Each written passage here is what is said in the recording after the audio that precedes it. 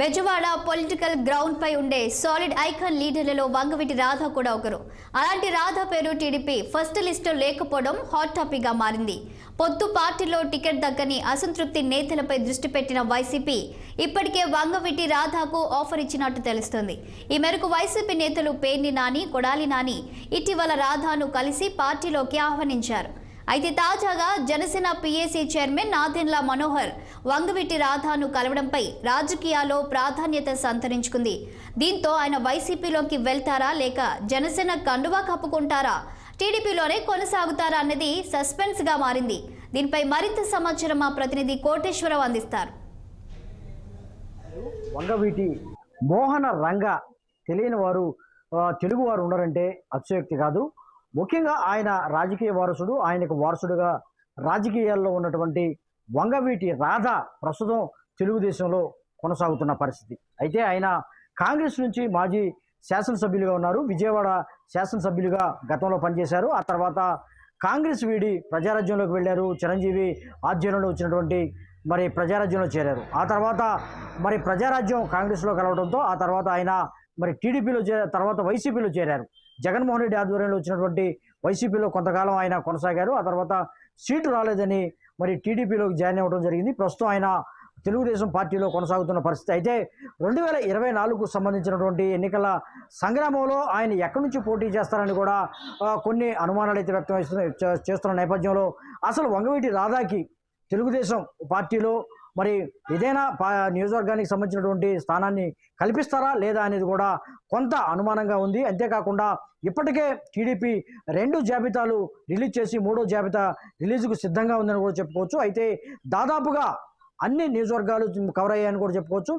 జాబితా అభ్యర్థులను కూడా ప్రకటించి చంద్రబాబు ముందు ఎన్నికల ప్రచారానికి వెళ్తున్న తరుణంలో ముఖ్యంగా 16 సీట్లు మాత్రమే ఉన్న నేపథ్యం కూడా చూస్తున్నాము. అంతేకాకుండా కృష్ణా జిల్లా, ఎన్టీఆర్ జిల్లాలో దాదాపుగా అన్ని పెనమలూరు, మైలవరం తప్ప అన్ని నియోజకవర్గాలకు సంబంధించినటువంటి టీడీపీ అభ్యర్థులను ప్రకటించినటువంటి చంద్రబాబు రాజా పరిస్థితి ఏంటనేది కూడా ఒక ప్రశ్నార్థకంగా మారింది. తప్పకుండా ఈసారి మీకు సముచితమైన స్థానం ఇస్తాము, అంతేకాకుండా బందరు పార్లమెంటు స్థానాన్ని కూడా ఆయనకు ఇచ్చేందుకు కూడా వైఎస్ఆర్సీపీ ముందుకు వచ్చింది.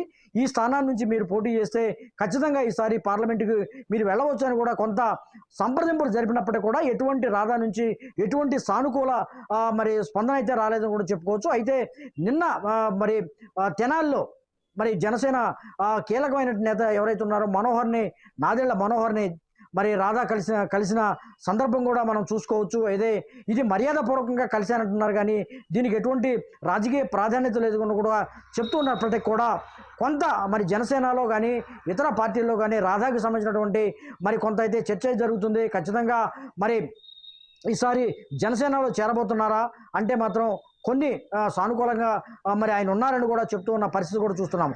ఎందుకంటే జనసేనకి సంబంధించినటువంటి పార్టీకి సంబంధించినటువంటి కొన్ని స్థానాలు కూడా ఇప్పటికే ప్రకటించలేదు. అయితే ఈ ఏదైనా కాపుకు సంబంధించినటువంటి కీలక నియోజకవర్గంలో వంగవీటి రాధాని నిలబెట్టబోతున్నారా అనేది కూడా కొంత చర్చ జరుగుతుంది. అయితే నిన్న తెనాల్లో జనసేన పార్టీకి సంబంధించినటువంటి కీలక నేత మనోహర్తో జరిగినటువంటి చర్చల ఫలితాలు అయితే ఇంకా రావాల్సి ఉంది. అంతేకాకుండా ఆయన మీరు పార్టీ జనసేనలో చేరితే ఖచ్చితంగా మీకు మంచి స్థానం ఇస్తాము, అంతేకాకుండా ఒక నియోజకవర్గానికి సంబంధించినటువంటి సమన్వయకర్తగా ఈసారి అభ్యర్థిగా పోటీ చేసే అవకాశం ఉన్నట్టు కూడా చర్చలు అయితే జరిగినట్టు కూడా మనకు తెలుస్తుంది. ఏది ఏమైనప్పటికీ కూడా వంగవీటి రాధా పరిస్థితి కూడా ఎటు వెళ్తున్నారు, ఏ పార్టీలో చేరుతున్నారు, ఖచ్చితంగా ఈ 2024కు సంబంధించినటువంటి ఎన్నికల్లో ఆయన పోటీ చేస్తున్నారా లేదని కూడా కొంత స్పష్టత అయితే రావాల్సి ఉంది.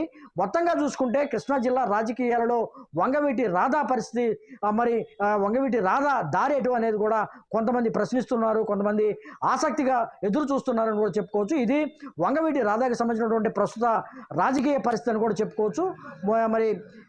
రాధా ఎటువైపు వెళ్తారు, ఏమిటి, ఎక్కడి నుంచి పోటీ చేస్తారనేది కూడా మరికొద్ది రోజుల్లోనే తెలిసిపోనున్న పరిస్థితి కూడా అని కూడా చెప్పుకోవచ్చు. కెమెరామెన్ బాలకృష్ణతో కోటేశ్వరరావు, 6 టీవీ, విజయవాడ.